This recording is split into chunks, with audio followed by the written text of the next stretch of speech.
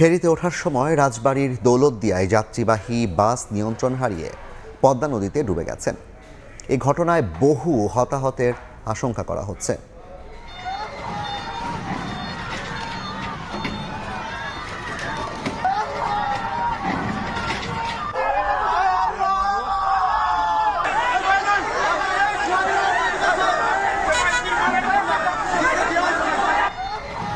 বিকেলে ঢাকাগামী সৌহার্দ্য পরিবহনের যাত্রীবাহী বাসটি দৌলতদিয়া ৩ নম্বর ঘাট দিয়ে ফেরিতে উঠতে গিয়ে নিয়ন্ত্রণ হারিয়ে নদীতে পড়ে ডুবে যায়।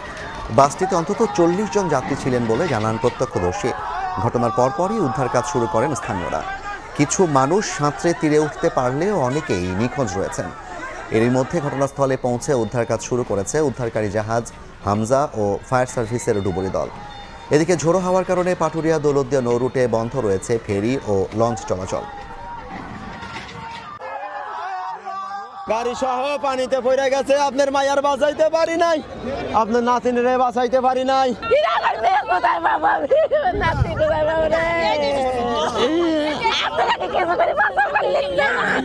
বাস এরকম করে আসে, এখানে যে জায়গায় পাইছে এগুলো করে উল্টে পড়ছে। আমরা স্কুল থেকে পড়ছি, বাগনে বেরিয়ে আসতে পারতে বোন বাড়াইতে পারে নাই। আমি বাসায় ছিলাম, আমার এখান থেকে ফোন দিছিল। এই মুহূর্তে রাজবাড়ীর দৌলতদিয়া ঘাটে আছেন সহকর্মী আশিকুর রহমান। সরাসরি যাচ্ছি তার কাছে। আশিক, দুটি ইউনিট যুক্ত হয়েছে, অর্থাৎ এই মুহূর্তে ফায়ার সার্ভিসের মোট 4টি ইউনিট এই দৌলতদিয়ার 3 নম্বর ফেরিঘাটে কাজ করছে, উদ্ধার তৎপরতা চালাচ্ছে। তো ফায়ার সার্ভিসের যারা ডুবুরি ইউনিট একেবারে নদীতে নেমে কাজ করছে তাদের সঙ্গে আমি কথা বলেছি। তাদের মধ্যে একজন আমাকে জানিয়েছেন যে তিনি বাসের অস্তিত্ব পেয়েছেন এই 3 নম্বর ফেরিঘাটের যে পন্টুনের নিচেই। তবে বাসের জানালা ভেঙে, জানালা এবং দরজা আটকানো, বাসের দরজা জানালা ভেঙে বা ভেদ করে ভেতরে প্রবেশ করা সম্ভব হচ্ছে না, যে কারণে কিন্তু এখনও পর্যন্ত কাউকেই উদ্ধার করা সম্ভব হয়নি।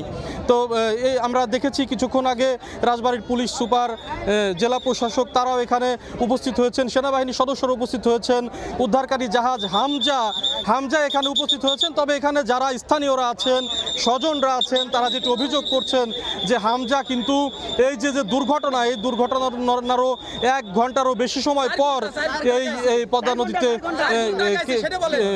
পদ্মা নদীতে এসে পৌঁছেছে। অর্থাৎ একটি দীর্ঘ সময় পর এই হামজা এই পদ্মা নদীর এই 3 নম্বর ফেরিঘাটে এসে পৌঁছেছে, এবং যে কারণেই কিন্তু আশঙ্কা করছেন এখানকার যারা, কেউ বলছেন এখানে 4 ঘন্টা, কেউ বলছে 1.5 ঘন্টা।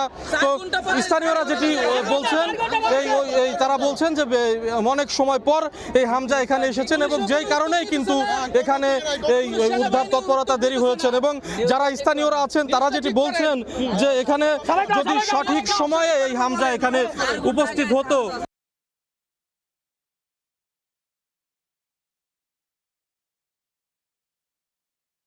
যারা আছেন তারাও এখানে এসেছেন এবং ফায়ার সার্ভিস কাজ করছে, স্বেচ্ছাসেবকরা কাজ করছে। এবং আমি যেটি দেখছি যে এখনো পর্যন্ত উদ্ধার তৎপরতা চলছে, এবং উদ্ধার তৎপরতা এখনো পর্যন্ত কাউকে জীবিত অথবা মৃত কাউকেও এখানে পর্যন্ত এখনো পর্যন্ত উদ্ধার করা সম্ভব হয়নি। এখানে যারা স্থানীয়রা আছেন তারা কিন্তু একরকম ক্ষুব্ধ হয়ে উঠেছেন যে উদ্ধারকারী জাহাজ যেটি আছে সেই উদ্ধারকারী জাহাজটি যদি আরো আগে এসে এখানে পৌঁছাতো, তবে কিন্তু এই যে হতাহতের একটি বড় হতাহতের আশঙ্কা করা হচ্ছে, এই বড় হতাহতের আশঙ্কাটি কিন্তু কমে আসতো, এবং আশঙ্কাটি কিন্তু একেবারেই ছোট পর্যায়ে থাকতো যদি উদ্ধারকারী জাহাজ আরো আগে আসতো, এবং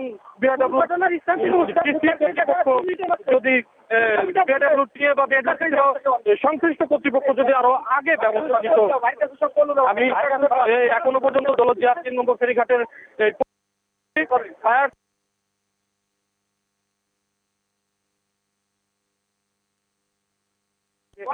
প্রায় 50 জন যাত্রী নিয়ে এই বাসটি ডুবে যায়। তবে আমরা যতটুকু জানতে পেরেছি মাত্র হাতে গোনা কয়েকজন যাত্রী, নির্দিষ্ট করে বলা যাচ্ছে না, 3 থেকে 4 জন বা 5 জন এই সংখ্যক যাত্রী হয়তো বা সাথে তারা উপরে উঠে থাকতে পারেন, বা বাকি যাত্রী তারা বাসের মধ্যে একেবারে নদীতে তলিয়ে গেছেন। আমি ফায়ার সার্ভিসের যারা ডুবুরি দলের যারা সদস্যরা আছেন তাদের সাথে আমি কথা বলেছি, যারা একেবারে নদীতে কাজ আমরা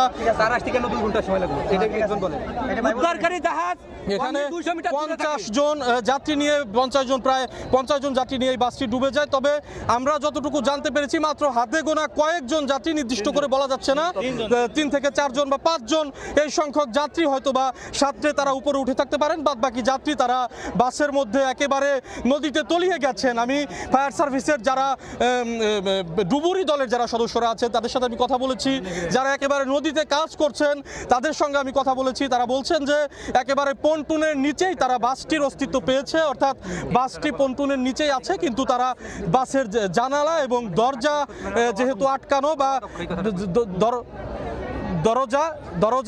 দরজা এবং জানালা ভেঙে তারা ভেতরে প্রবেশ করতে পারছে না, যে কারণে তারা উদ্ধার তৎপরতা চালাতে পারছেন না।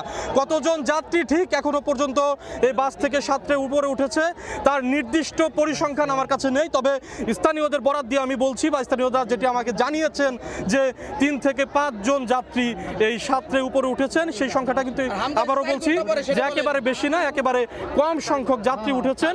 তো আশঙ্কা করা যাচ্ছে যে বেশি সংখ্যক যাত্রী অর্থাৎ 40 জনেরও বেশি যাত্রী তারা একেবারে নদীতে তলিয়ে গেছেন। যাত্রীরা বারবারই আমরা লাইভে থাকা অবস্থায় একটি বিষয় তারা অভিযোগ করছেন, তারা উত্তেজিত হয়ে পড়ছেন বারবার যে উদ্ধারকারী জাহাজ হামজা, এই হামজা অনেক দেরিতে এই দৌলতদিয়া 3 নম্বর ফেরিঘাটে এসে পৌঁছেছে এবং এই হামজা যদি আরো আগে এসে পৌঁছাতো তাহলে এই উদ্ধার তৎপরতা আরো আগে চালাতে পারতো এবং আরো আগে চালানো সম্ভব হলে দুর্ঘটনার যে হতাহতের যে সংখ্যা এই সংখ্যাটি একেবারে কমে আসতো। তো এই ছিল আমার কাছে দৌলতদিয়ার 3 নম্বর ফেরিঘাট থেকে এই দুর্ঘটনার সবশেষ খবর। পরবর্তী বুলেটিনে আবার আমরা আপডেট তথ্য জানিয়ে দিতে পারবো।